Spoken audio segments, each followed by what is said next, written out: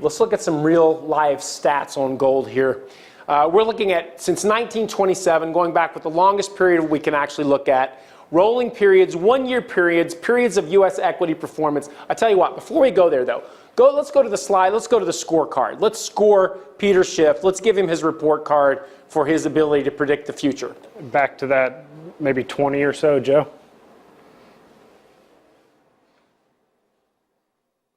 Right, there you go. Yeah, here we go. So here's the scorecard. We gave him an A for predicting mortgage crisis. We gave him an A for gold. US dollar will go to 0. He also predicted hyperinflation. Now the reality is, we don't have hyperinflation. And we have not had hyperinflation ever since he said it was going to happen. As a matter of fact, the dollar has done quite well against other foreign currencies, and interest rates are at an all-time low. So when it comes to hyperinflation, Peter, you get an F. Decoupling, what he implied was that when the US market was going to crash, that because we have such a terrible, terrible economy, and we're obviously in a mortgage crisis, the rest of the world is going to do quite well when the crash comes.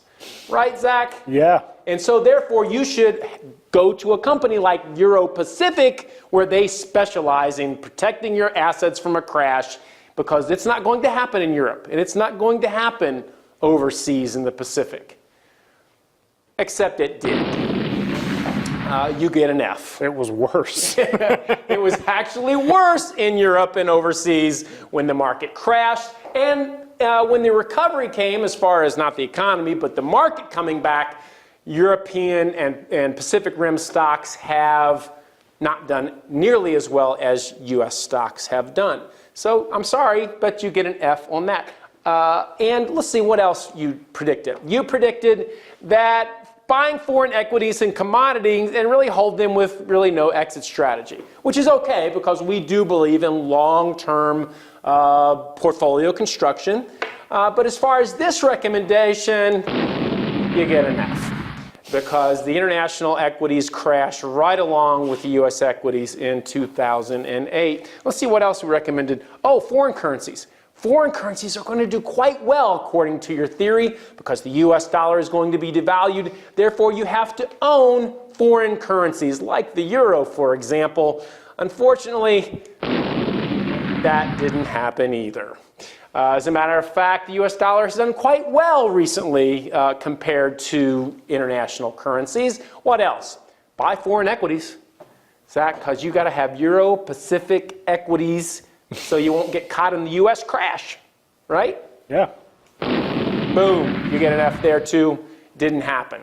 Now, I must say that we are big believers in international equities. We believe every portfolio should have them. Mm-hmm. To the extent you have equities, you should be globally diversified. But to make a bet that US stocks will never again in the next decade do well at all is really a fool's prediction. It is absolutely meaningless.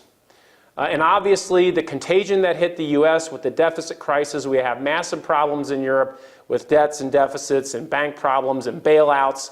I find it ironic that Europe has been way advanced compared to the United States with the deficits, with socialism, with the bailout.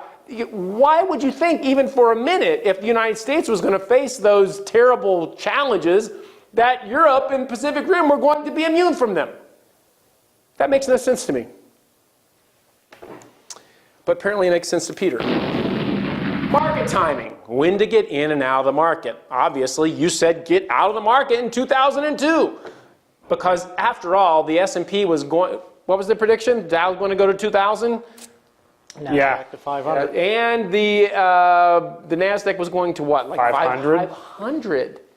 What was the lowest that those things got to? I know the Dow went to 11,700. That was the lowest point. That's a lot higher than 2,000, don't you think? Yeah, it didn't quite make it. Didn't quite make it. So the market timing was very, very bad. Risk management, well, didn't turn out to be so hot. If you were trying to manage your risk by owning international stocks, Buy and hold thesis. His buy and hold thesis is buy and hold is dead. You should not, according to Peter, own any U.S. stocks. You should get in and out of the market based on these forecasts and predictions. And as far as building a globally diversified portfolio and rebalancing, not so good of an idea, according to Peter. Our investors have done quite well doing it, though. Bam, you get an F on that one. China. What was the prediction? Bring us up to date on the China prediction. China, they were going to quit buying our debt. Yep. That was the prediction. They weren't going to buy any more of our debt. Basically, Cause us to go under. Yeah, it caused us to go under. They wouldn't finance our debt anymore, meaning that we couldn't pay. We couldn't continue to finance our debts and keep these programs going, and that would cause the American economy to go to zero, blow up. Zero. Boom. I don't know. When we floated the last round of debt, I think China bought a little bit of them, didn't they? Bam. U.S. Treasuries. U.S. Treasuries are going to be terrible. We're going to be terrible, according to Schiff and Company, because the idea behind this was that bonds were going to get killed, interest rates were going to fly up, you had all this massive inflation in the system. And based on that, if you had any bonds, treasuries, 10-year treasuries, 5-year treasuries, 20-year treasuries, they were going to get killed. Didn't happen. What happened with that? That was kind of a dud. I didn't get the full explosion sound. There we go. There we go. Delayed. A little delayed explosion. So U.S. Treasuries have done quite well, and interest rates have continued to go down since he's been out there with his propaganda, and unfortunately, bonds have made, or fortunately for bondholders, have done quite well. And finally, interest rates, foreign and domestic, were reportedly going to skyrocket into unbelievable new dimensions, and it just hasn't happened yet. So he gets an F there. So for those who think Peter Schiff is bulletproof and never predicts anything wrong, apparently, even according to Peter Schiff's own words, he never gets anything wrong. What are your best words cause for the downturn? He said, I've been bearish on bonds. U.S. bonds have lost a lot of real value, but not nominal value. I still think that's going to be proven to be correct. While the housing bubble was inflating, I was telling people to rent. I was telling people to get out of tech stocks in 98 and 99. They kept rising, but then they collapsed, and it turned out to be right.